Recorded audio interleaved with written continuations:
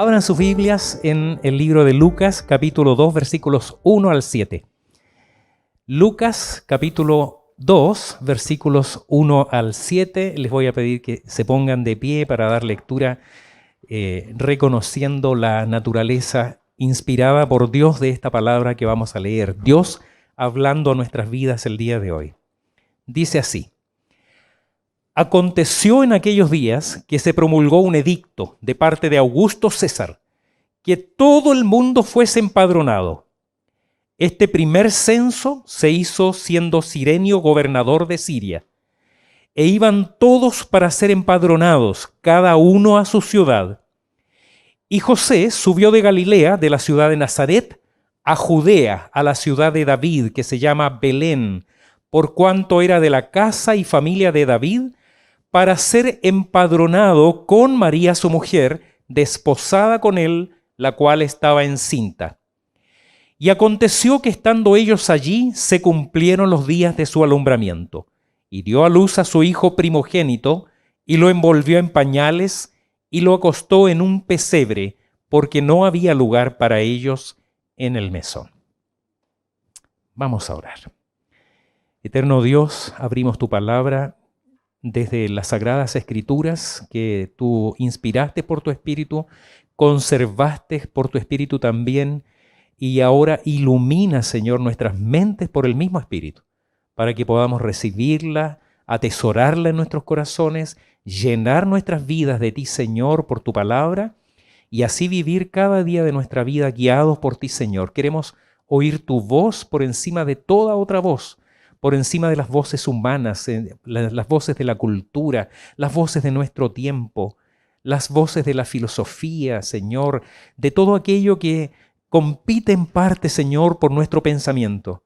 Queremos por sobre toda voz oír tu sagrada voz hablando en nuestros corazones. En el nombre de Jesús, amén. Tomen asiento, por favor.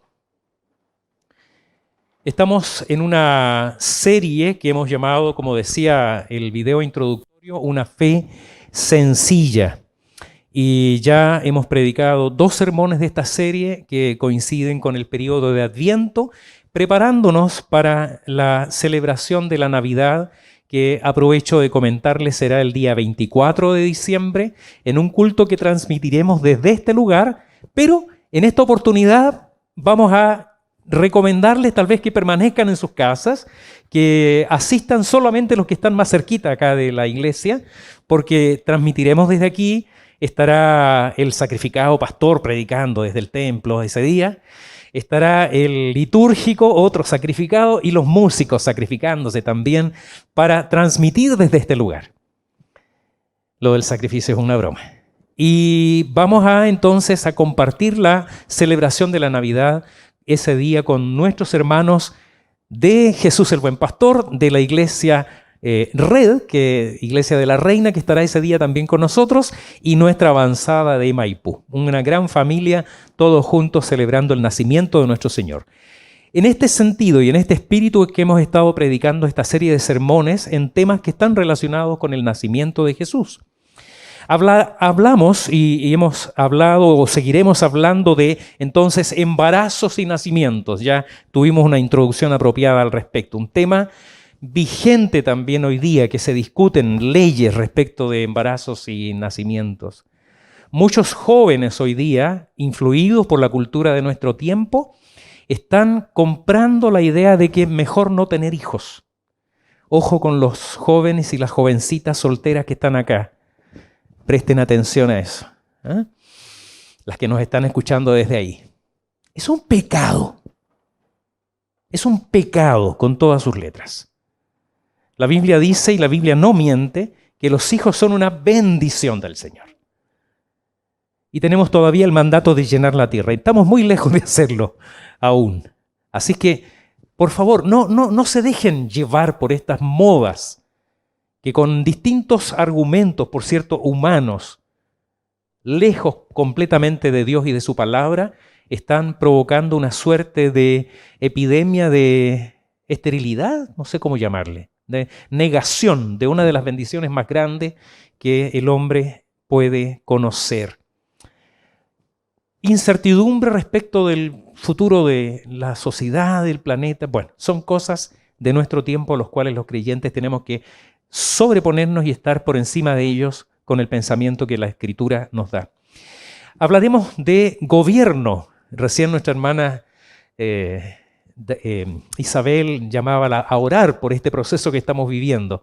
Quedan solamente 7 días para que estemos participando de un proceso electoral en nuestro país, decidiendo, humanamente hablando, el futuro gobernante de la nación. Una polarización que probablemente, dicen los medios de prensa, nunca antes se había visto en nuestro país. Nunca antes había estado tan polarizada la población entre dos situaciones que algunos llaman extremas, otros no, pero que ciertamente son polos opuestos.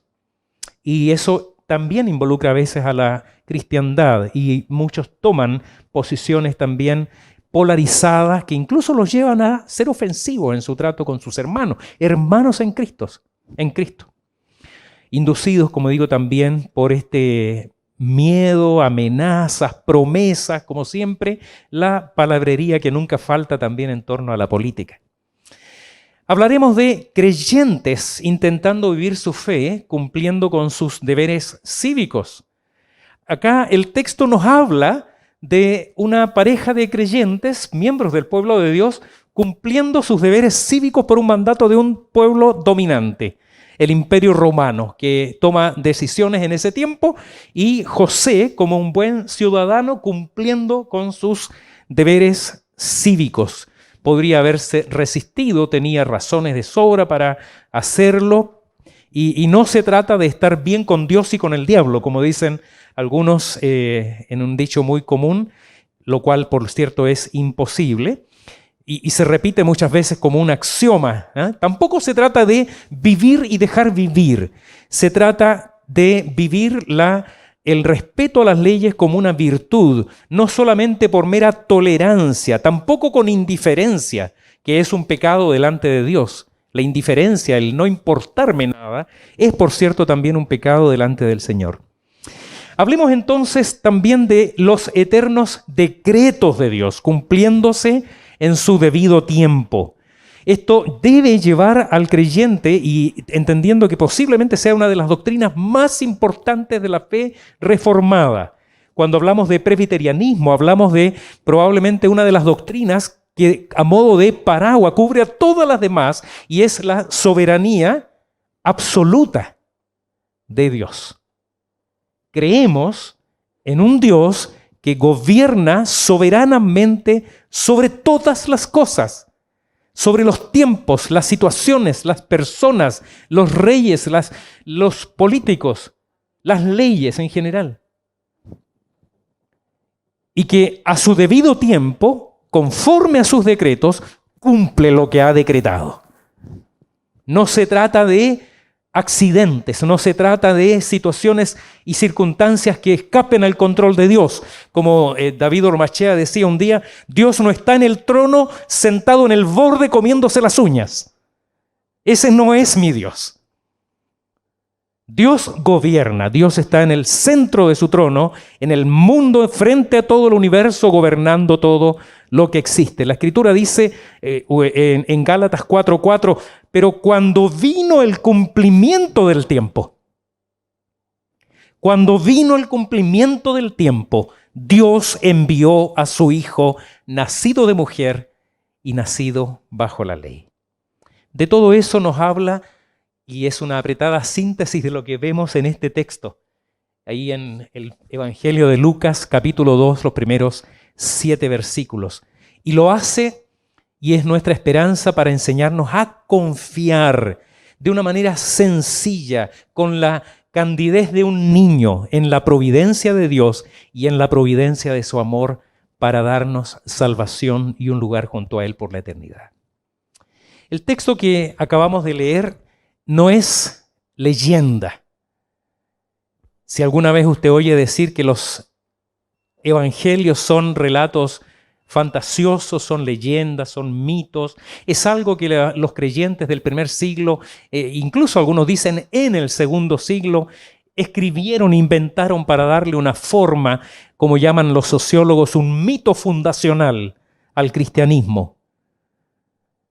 No es lo que nosotros afirmamos y creemos. Creemos que es narrativa histórica. Y Lucas, de los 4 evangelistas, es el que puso más cuidado en el detalle histórico, porque él no vivió los acontecimientos como los otros evangelistas, por lo menos como Mateo y Juan, pero sí se encargó, como se lo describe al destinatario original del Evangelio y del libro de los Hechos, que es como el segundo tomo del mismo libro, se encargó de investigar cuidadosamente todos los acontecimientos y ponerlos por orden. Entonces lo que tenemos es narrativa histórica, no necesariamente cronológica exacta, porque hay detalles que lo omite. Y de hecho, una de las cosas que llama la atención de este texto, estos 7 versículos, es su sencillez. No abunda en detalles, uno querría tener más detalles. Ya he hablado y quizás los termino aburriendo de la serie Chosen, de Chosen. No quiero aburrirlos, pero estoy tan admirado porque justamente los autores, los guionistas, rellenan los espacios con esas cosas que el texto no dice y cuentan una historia que tiene una fluidez, una dinámica muy interesante. Pero Lucas va al grano, cuenta lo esencial, pero son detalles realmente extraordinarios que dejan profundas enseñanzas para nosotros. No hay una mera crónica, es un texto que quiere exaltar el mensaje evangélico, el mensaje de la buena nueva, trayendo este mensaje de salvación a los hombres que leen en él. Va al grano, sin desperdiciar ninguna palabra, evitando todo detalle innecesario, y en un par de pinceladas, en solo 2 versículos al final, nos dice la noticia más grandiosa de la historia de la humanidad. Es algo extraordinario, pero como digo, con una profundidad tan grande que usted podría tirarse de altura en este texto, sumergirse a toda velocidad y no tocar fondo, porque hay muchísima profundidad en lo que vamos a ver. El detalle del contexto histórico que el propio evangelista nos da no es accidental, apunta a un gobierno terrenal. Hablamos de gobierno, dijimos que íbamos a hablar de gobierno. Vidas de ese tiempo, de gente sencilla como José y María, sometidas a una autoridad despótica, interesada no en su bienestar. Dice ahí que se hizo un censo.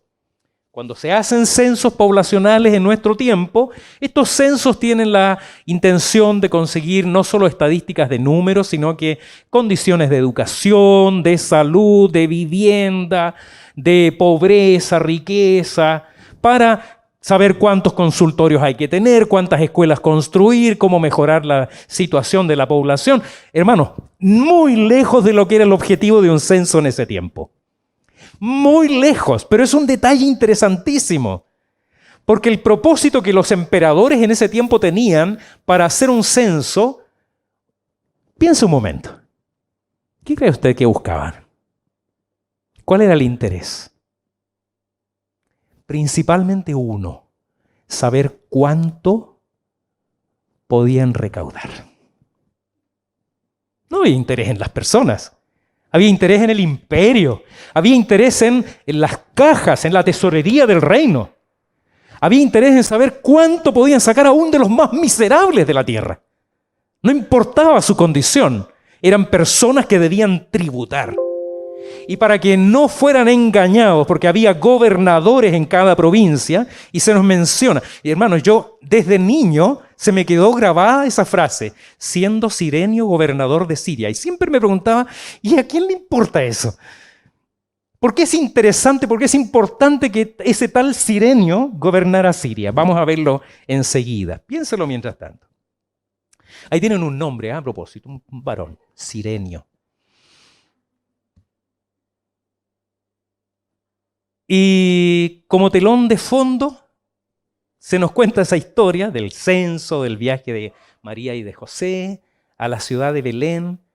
Y son todos, hermanos, cosas maravillosas que Dios deja registradas en su escritura en este breve texto para enseñarnos cosas grandes y traer esperanza y aliento a nuestra vida. Queremos hoy día ser edificada nuestra fe con la sencillez de este relato y que reafirma nuestra seguridad en el gobierno todopoderoso del Señor por encima de todo gobierno y autoridad, con el propósito de bendecir a sus escogidos para toda la eternidad. Por tanto, yo quisiera invitarles hoy día, con la ayuda del Señor, a meditar en este evento más glorioso expresado en la forma más sencilla. El evento más glorioso de la historia de la humanidad, expresado de esta manera tan sencilla. Y lo primero que quiero llamar su atención es acerca de este gobierno tiránico al servicio de un gobierno supremo. Un gobierno tiránico, humano, romano, que en ese tiempo el César empezó a adquirir características de divinidad por sobre los hombres, y sin embargo el texto nos muestra ese gobierno subordinado, sujeto al gobierno supremo del Señor. El texto de los versículos 1 al 5 dice, véalo una vez más ahí en su Biblia conmigo, por favor. Aconteció en aquellos días que se promulgó un edicto de parte de Augusto César, que todo el mundo fuese empadronado. Este primer censo se hizo siendo Cirenio gobernador de Siria, e iban todos para ser empadronados cada uno a su ciudad. Y José subió de Galilea, de la ciudad de Nazaret a Judea, a la ciudad de David que se llama Belén, por cuanto era de la casa y familia de David, para ser empadronado con María, su mujer, desposada con él, la cual estaba encinta. Lucas describe las personas, el tiempo y el escenario del nacimiento porque son tremendamente relevantes. Augusto César era el emperador de Roma. Ellos habían adquirido por voluntad del Senado de Roma, habían adquirido este grado, este título de Augusto, que significaba uno que está por encima, un título glorioso, un nombre magnífico. Augusto, no es el único que se llama Augusto. Primero esto comienza con Julio César, que es él es sobrino nieto de Julio César. Y empiezan a recibir este nombre de Augusto. Y este es la única vez en toda la Biblia que es nombrado este personaje, César Augusto. Él era emperador de Roma, en un tiempo que la provincia de Judea, donde se produce este nacimiento, estaba anexada a la provincia de Siria, que está hacia el oriente y el norte de la región. Por lo tanto, gobernaba en ese tiempo este personaje que se llamaba Cirenio. Tal vez alguno piense, como decía, que este era un censo como el de hoy. No lo era. Buscaba fundamentalmente recaudar impuestos, pero además hay que considerar que la decisión de José de desplazarse con su María a punto de dar a luz en las últimas semanas de gestación ya nos muestra de cuán tiránico, cuán duro era el gobierno de ese tiempo. Él podría haber tenido una excusa para quedarse, para no viajar o para dejarla a ella. No quiso dejarla en ese lugar justamente por las situaciones que habían en torno a ese embarazo de María. Entonces decide, contra toda lógica, contra toda situación razonable, subirla a un burrito, como dice la tradición, y emprender el viaje desde Nazaret a Judea para ir a la ciudad de Belén.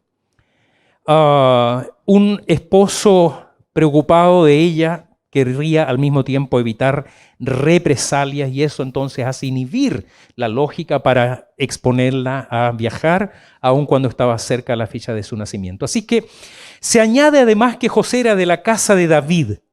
Por lo tanto, en ese tiempo tenían que ser empadronados en el lugar de su nacimiento o de la familia de su origen, de su estirpe, y él entonces es obligado a viajar a Belén. Y aquí es donde nosotros debemos prestar atención, hermanos. No hay accidentes en esto, no hay nada que ocurriese de manera casual. La profecía señalaba, y en el libro de Miqueas, en el Antiguo Testamento, que el Mesías habría de nacer, ¿en dónde? En Belén.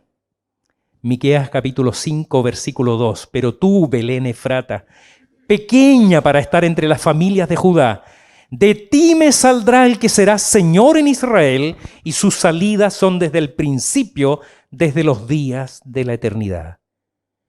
Juan Calvino dice que ellos fueron conducidos como personas ciegas por la mano de Dios.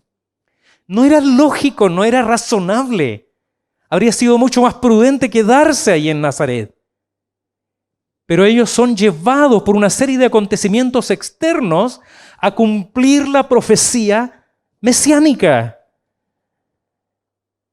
Lo que para ellos era un evento hasta cierto punto accidental o incidental, y para los incrédulos dirían suerte o invento posterior, para nosotros es claramente un signo de la providencia de Dios. Pues el Cristo debía nacer en Belén, y lo que está haciendo César Augusto es seguir los mandatos de Dios.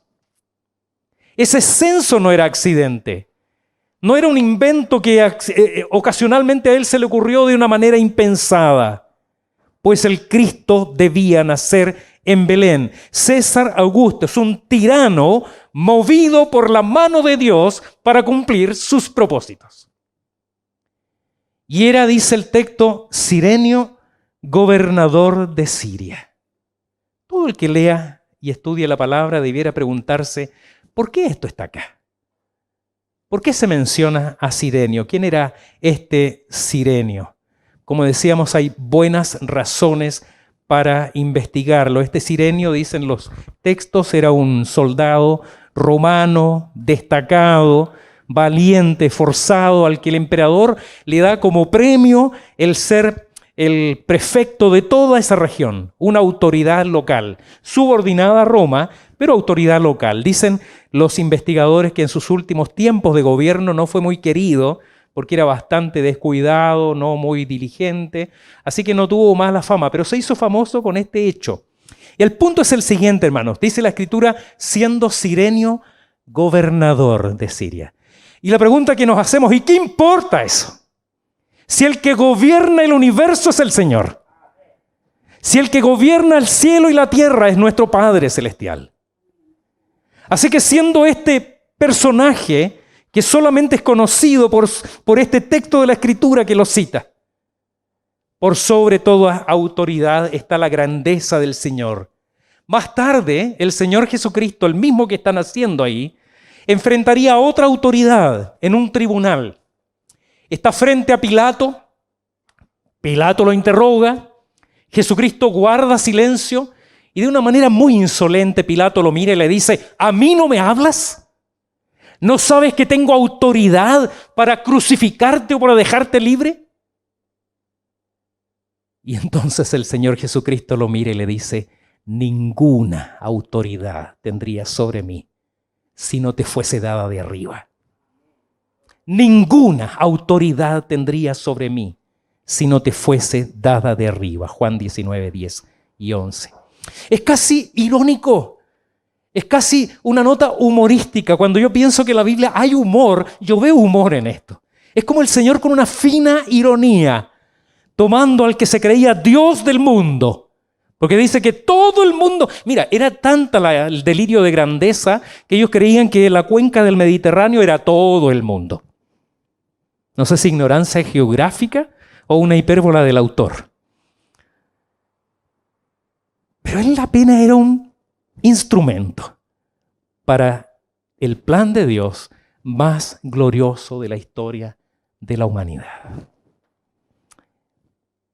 Eso me recuerda otros hechos de la historia que nos afectan en cierta forma y que tienen también cierta ironía. Se cuenta, y todos probablemente habrán leído de Enrique VIII, que vive en la época posterior a la Reforma en Inglaterra, rompe con Roma por razones que cuando usted revisa la biografía de Enrique VIII son bastante poco nobles.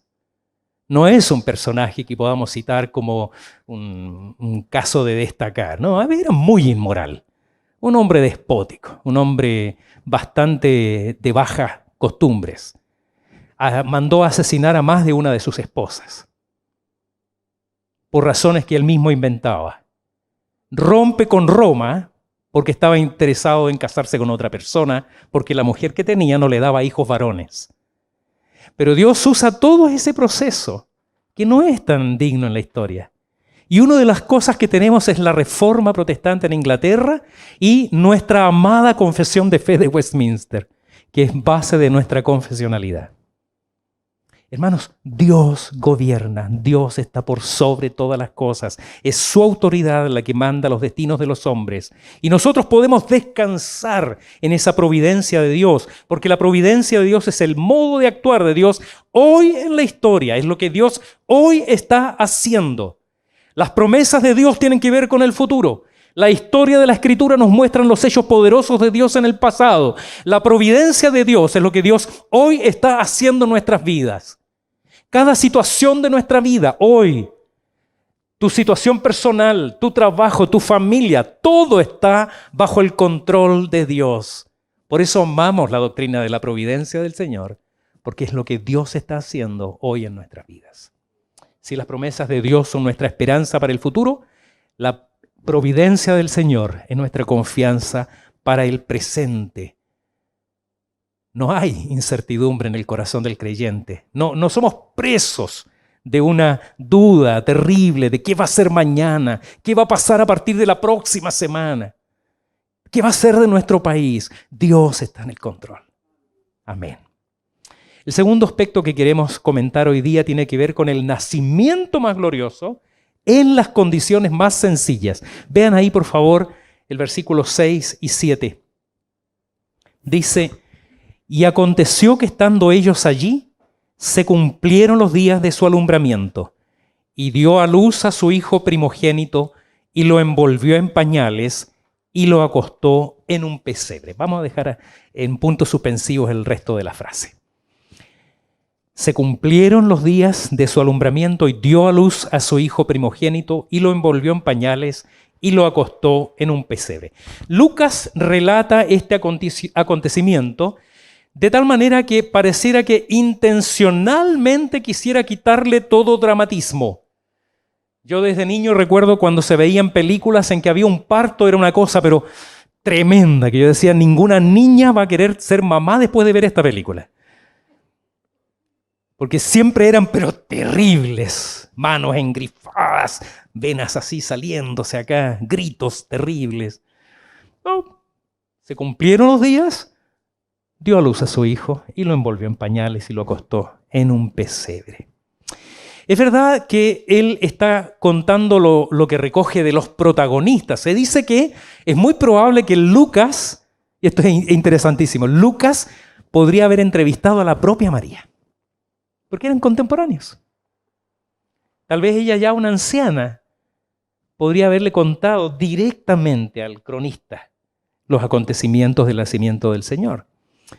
Así que dice, estando ellos allí, ¿allí dónde? En Belén, ya habían llegado. Llevarían a lo mejor unos días, no sabemos. Están en la aldea de Belén.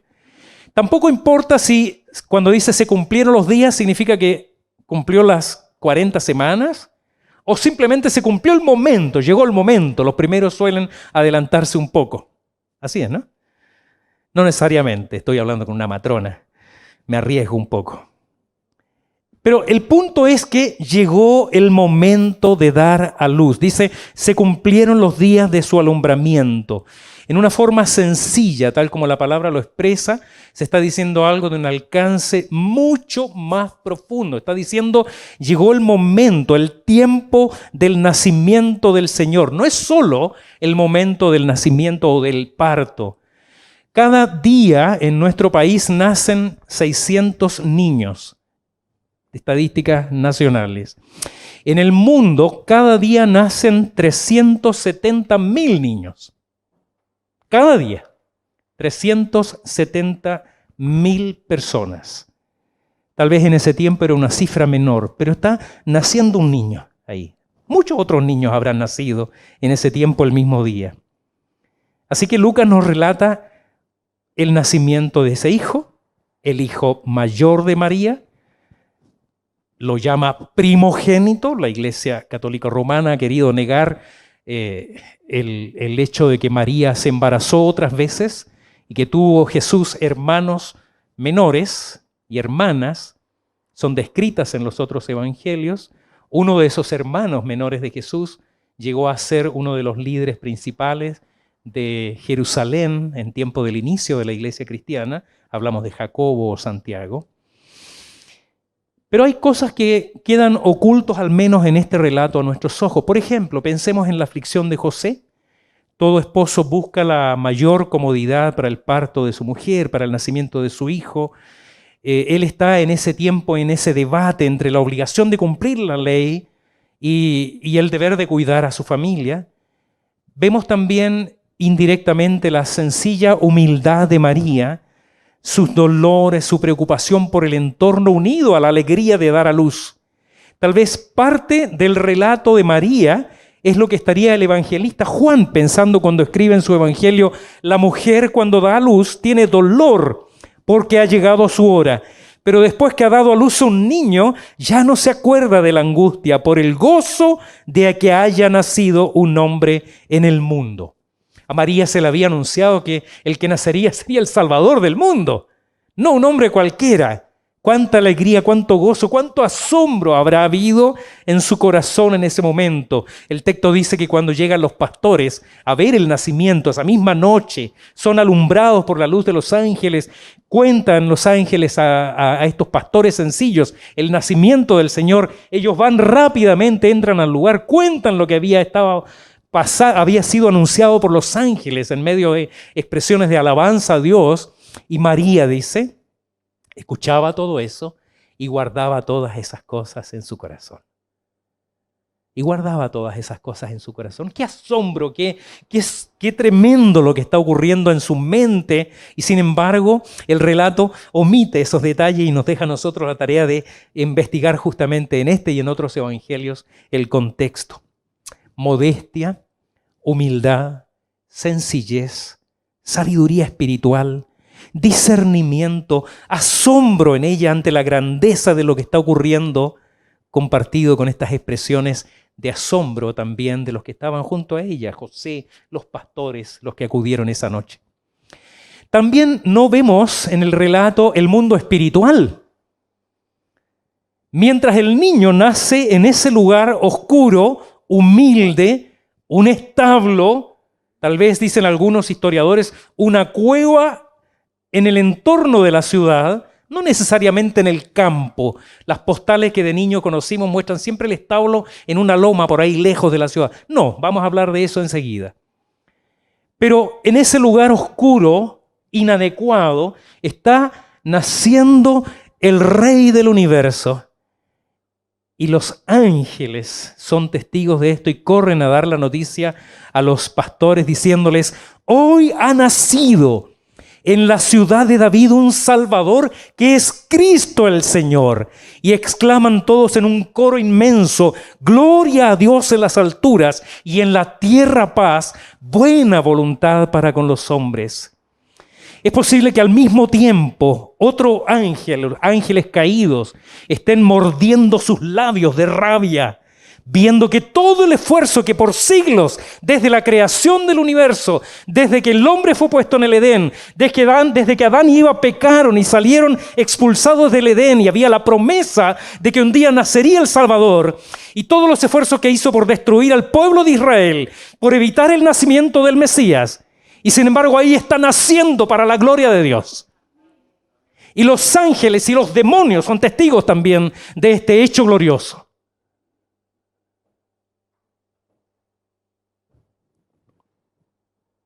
Pero no es meramente el cumplimiento del tiempo de gestación.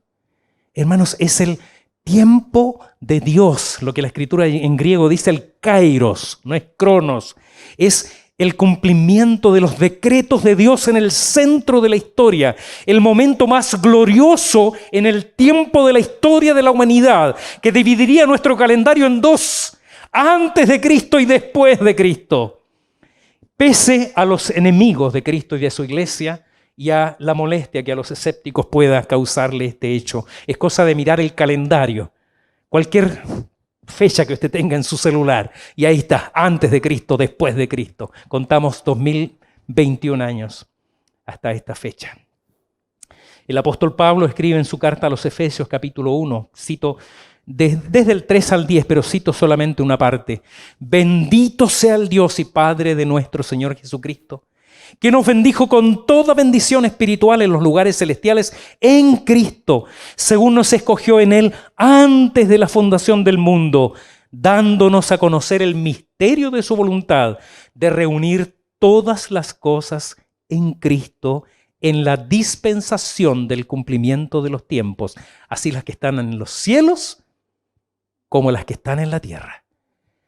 Todo el misterio de la creación, del universo, de los tiempos de los hombres, concentrados en esa criatura de alrededor de 4 kilos, 3 kilos, chiquitito, con sus ojos cerrados, envuelto en pañales, apretadito, porque era la costumbre de la época hacer un lulo, ¿no? Brazos y pies apretaditos, puesto por las manos amorosas de María en una paja, la más limpia que ella pudo encontrar, en un hueco en la piedra, dicen algunos.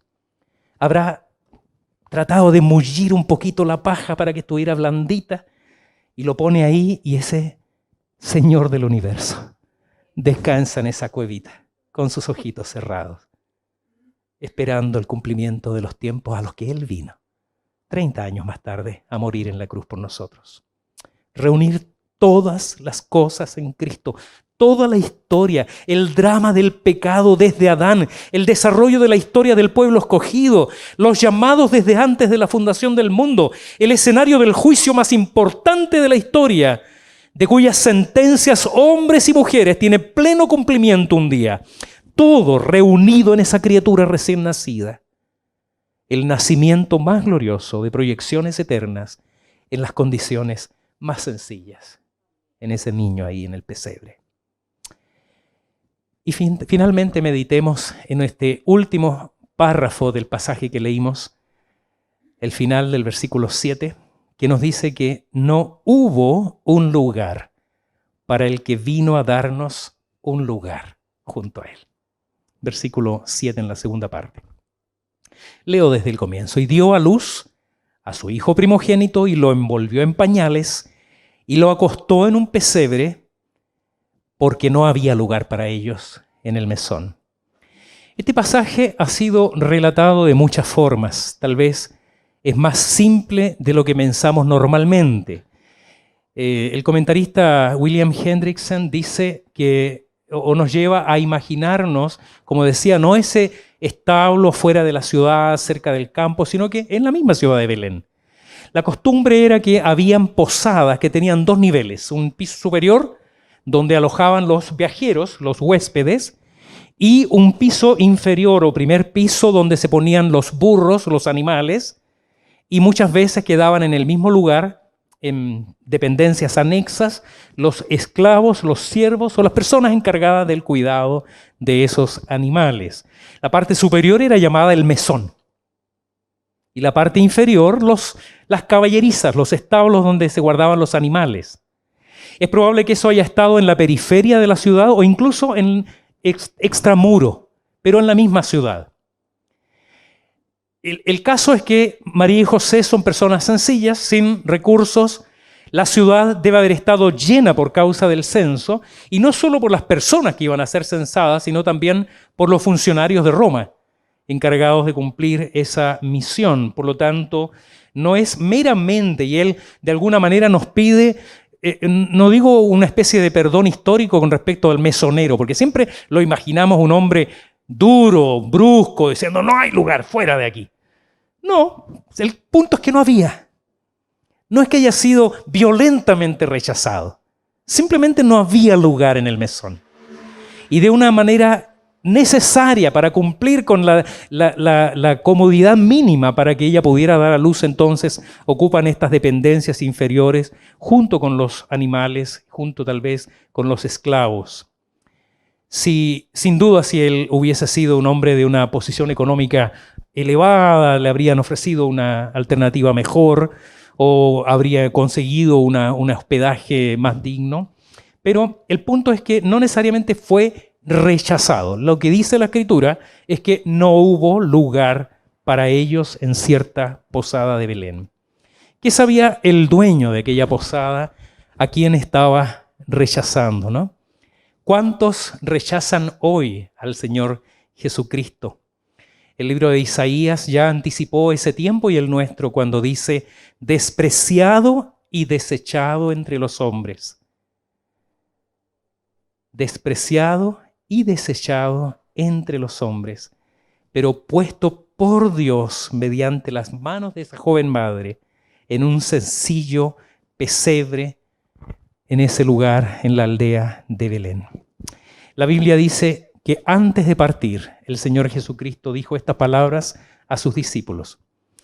Ustedes las recuerdan, en la casa de mi Padre muchas moradas hay. Si así no fuera, ya les hubiera dicho. Así que esto es maravilloso. Voy a preparar lugar para ustedes. Y si me voy y les preparo lugar, vendré otra vez y los llevaré conmigo para que donde yo esté, ustedes también estén. Juan 14, 2 y 3. El Salvador fue a preparar un lugar para nosotros. Al partir de esta vida o al fin de los tiempos para aquellos que estén todavía cuando el Señor regrese por su iglesia, habrá un lugar para los que le recibieron, para los que creyeron en su nombre, porque ellos fueron hechos legítimamente herederos del reino de los cielos, miembros de la familia de Dios, hijos del Padre Celestial, por la fe en aquel que ese día de su nacimiento no tuvo un lugar entre los hombres. Gloria al Señor. Las moradas eternas ya no serán visitadas por los animales de ese establo, sino por los santos ángeles de Dios en un despertar glorioso, lleno de luz y la hermosura de la santidad. Y Cristo ya no estará en un humilde pesebre envuelto en pañales, sino que en su trono majestuoso, envuelto del esplendor de su gloria. El himno que hemos cantado muchas veces es solamente en Navidad y hasta cierto punto lamento que se cante solo en Navidad. Dice, tú dejaste tu trono y corona por mí al venir a Belén a nacer, mas a ti no fue dado el entrar al mesón y en pesebre te hicieron nacer. Y pide en oración, ven a mi corazón, oh Cristo, pues en él hay lugar para ti. Ven a mi corazón, oh Cristo, pues en él hay lugar para ti. Para muchos creyentes hoy, para muchos corazones hoy no hay lugar para el Señor. No siempre se trata, como en el caso del mesonero, de un rechazo furioso, de una resistencia airada. Algunos sí, algunos rechazan con ira creer en Dios y recibir al Señor Jesucristo. En muchos casos no se trata de esa ira violenta, sino trata simplemente de corazones que como esa posada están llenos. Están llenos. ¿Llenos de qué? Llenos de vanidad, de intereses mundanos, de pecado y sobre todo de idolatría. Están tan llenos de sí mismos que no hay lugar para el Señor. No hay lugar para Cristo, no hay lugar para la fe. Cuidémonos nosotros, que aseguramos haber recibido a Cristo en nuestros corazones, de llenar nuestras vidas de tantos intereses del mundo, del tiempo gastado en redes sociales, al punto de la adicción, como he sabido de muchos casos, que no pueden levantarse en la mañana sin ver su celular. Si hay un mensaje, si hay una notificación y de una manera compulsiva, lo primero que hacen en vez de dirigirse al Señor es mirar su celular. Cuidémonos nosotros creyentes en el Señor de estar llenando nuestros corazones de resentimiento, de malos pensamientos, de odio, de ira. No sea cosa que esas cosas no dejen lugar para el Señor. Cuidémonos de cultivar la presencia y la comunión con el Señor en un encuentro permanente, diario con el Señor Jesucristo. Que cada día haya espacio en tu día para el Señor. Él no vaciló por un momento en despojarse a sí mismo, en despedirse transitoriamente de su gloria en los cielos, para venir a nacer en esa forma y para iniciar el camino a la cruz, que es el propósito de su venida. ¿Qué harás tú respecto de eso? ¿Qué harás tú con Cristo? Hermanos, hemos meditado brevemente acerca del evento más glorioso de la historia de la humanidad en sus formas más sencillas. Hablamos de un gobierno tiránico. Dicen algunos que César Augusto fue un emperador noble, mucho más noble que los anteriores y posteriores, mucho más que Nerón, quien gobernaba en los tiempos del comienzo de la historia de la iglesia primitiva. Se dice que murió viejito en los brazos de su esposa, en paz. Interesante. Un emperador pacífico. Sin embargo, por sobre ese imperio y por sobre la autoridad de Cirenio, estaba uno mucho más grande, gobernando. La providencia de Dios, como decíamos, es lo que Dios está haciendo hoy para cumplir sus propósitos en el mundo, en la iglesia y en nosotros. ¿Qué importa realmente quién gobierna a partir de la próxima semana? Dios gobierna el universo. Dios gobierna sobre cada uno de nosotros. Él gobierna, como dice esa canción que cantan con tanto entusiasmo los niños. Él gobierna. Hablamos del nacimiento más glorioso en las condiciones más sencillas. El texto nos ayuda a dar una mirada a este evento más glorioso de la historia en sus formas sencillas, en el nacimiento del Señor. Pero para nosotros lo más grande aún está por venir. No hemos visto nada todavía. La Biblia dice a través del profeta Isaías, y lo repite Pablo en la primera carta a los Corintios, cosa que ningún ojo ha visto, ningún oído ha escuchado, ninguna mente humana ha concebido, son las que Dios ha preparado para quienes lo aman. En el texto se nos dice que no hubo un lugar para el Señor en esa posada, en el mesón. Para los que abrieron un día sus corazones a Cristo, que yo ruego al Señor que sea el caso de cada uno de los que estamos acá, quienes nos escuchan también a la distancia, considere de no estar dando lugar al mismo tiempo a pasiones humanas, radicalización política, materialismo y cualquier forma de idolatría. Que reine Cristo en nuestros corazones, preparándonos para ese lugar que un día gozaremos, porque el Señor fue a preparar un lugar para nosotros. Empieza a vivir el cielo hoy día. Empieza a vivir en la presencia del Señor ahora y por toda la eternidad. Para los que al mismo tiempo aún se han resistido a experimentar o no han tenido el privilegio de experimentar el nuevo nacimiento, ¿rechazarás total y definitivamente a Cristo como un día fue rechazado en la ciudad de Belén? Él, dice la Escritura, está llamando a nuestra puerta. Él está golpeando las puertas de tu corazón para una vida de comunión con el Padre por medio de Cristo que está reservada para los que creen en su nombre.